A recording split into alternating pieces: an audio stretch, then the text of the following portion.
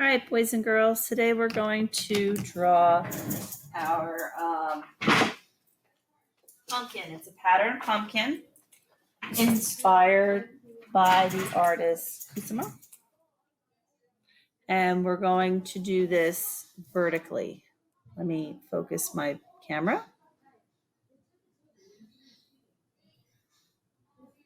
There we go. So this is what it's going to end up looking like. And as we learned earlier, the artist likes to paint on pumpkins for whatever reason. She likes pumpkins. And she likes to paint a lot of patterns, and she uses shape. And one of the most common things that she does is a bunch of polka dots. So we're going to do our polka dot pumpkin, and then we're going to color it. So for today, we're going to work on drawing our pumpkin. I am going to draw with a marker. You may draw with whatever you have. You can use a crayon. You could use a pencil. And then you can erase any mistakes. But I'm going to use a marker, and we're going to draw with our paper vertical. That means it's tall instead of horizontal, which would be long. So we want a tall paper, and we want to start with making our pumpkin. Now our pumpkin grows out from the middle. So what I usually do is I'll draw kind of like a curved or a crescent shape. And then out from the crescent shape comes the shape of the pumpkin. Now your pumpkin is going to turn out different than my pumpkin. I'll often turn the paper and keep making the shapes of my pumpkin. So I will turn the paper, and as you know, pumpkins are kind of lumpy and they have this really cool texture to them. They're just interesting things to draw from the get-go. And I'm going to go ahead and put a stem on the pumpkin. This is where the pumpkin attaches to the vine. And I'm going to make this line here so we can actually see like the other side of the pumpkin. So the pumpkin's already sectioned off, but this pumpkin looks like it's floating. This pumpkin is sitting somewhere, and you can see that because this is the floor, this is the wall.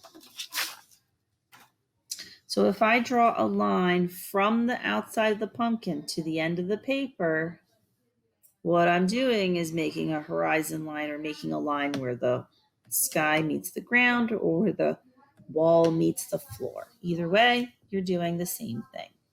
So there you go. There's my pumpkin. It's drawn, but there's something missing: the patterns. We are going to make patterns on our pumpkin. One of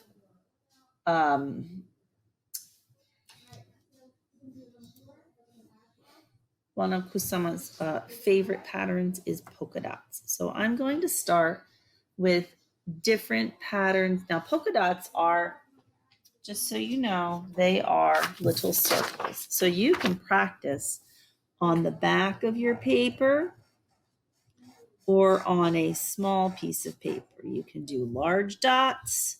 You can do medium dots. Make sure they're round, or you can do tiny dots.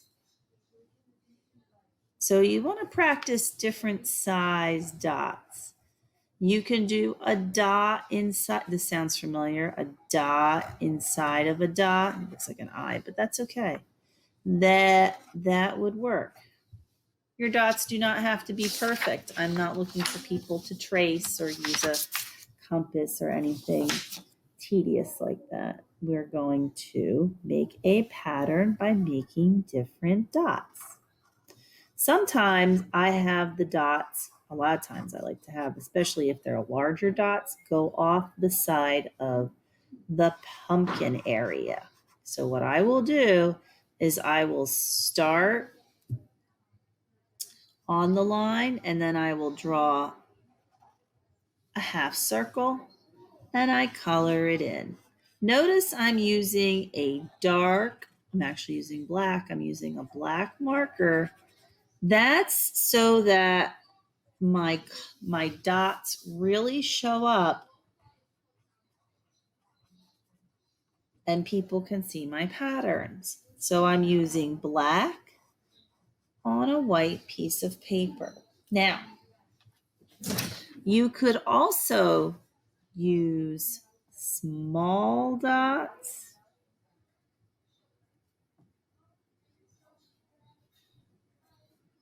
So notice how I carefully make small dots. And I think about where I'm putting them. Sometimes I'll put a dot here and I'll go, that dot's very lonely.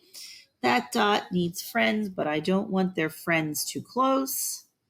Each dot needs to have its own space. Maybe your dots need to do a little social distancing. We keep hearing that. And that makes for a better design. I don't want people to just go crazy and put dots wherever. Really think about, where does your dot live? Does your dot want to have friends?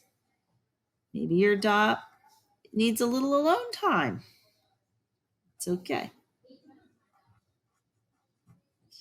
Maybe your dot wants friends, but it needs to have its own space.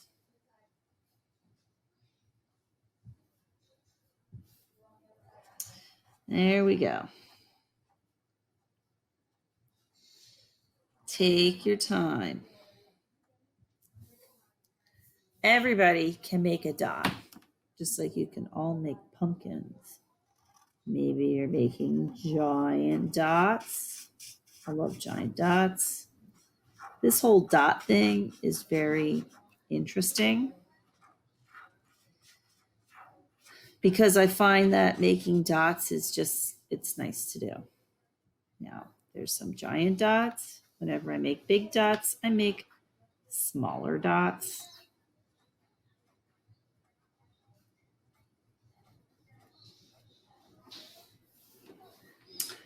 Followed by, I don't know, whatever. Just kind of go with it. Then I keep repeating. You might want to use the same types of patterns over. That's okay. I wouldn't use them next to each other. I would break it up. So notice large dots, little dots, some in between sizes. Different size dots make it interesting. And then you can see the different sections.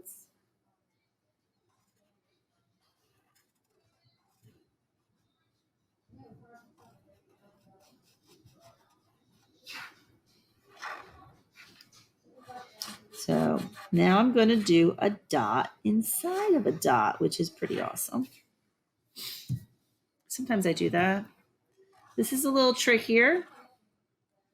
Come up with your own kind of dots.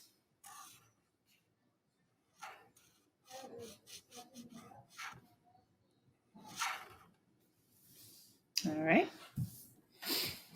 Maybe this one will do, I don't know.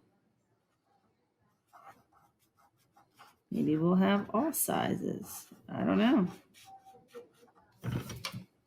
Notice that I'm often like thinking to myself, or I try something out and then I'm like, it needs something else. That's actually what goes through my mind. I look at it and I'm like, something else needs to be happening here. This probably wasn't the best idea. So you want to think about, like, here, I shouldn't have put the two dark dots next to each other because they kind of blend and you think they're one, but they're not because there's a bump in the middle. So you want to plan this out. All right. And once you have all of your dot patterns, we're going to think about adding color. Oh, I want to add some line texture to the stem. And if you've ever had pumpkins, you know they have that stem and it's got kind of that wrinkly type of thing going on. So here we go. There's my pumpkin. There's the dots. This is looking good. What can we add next?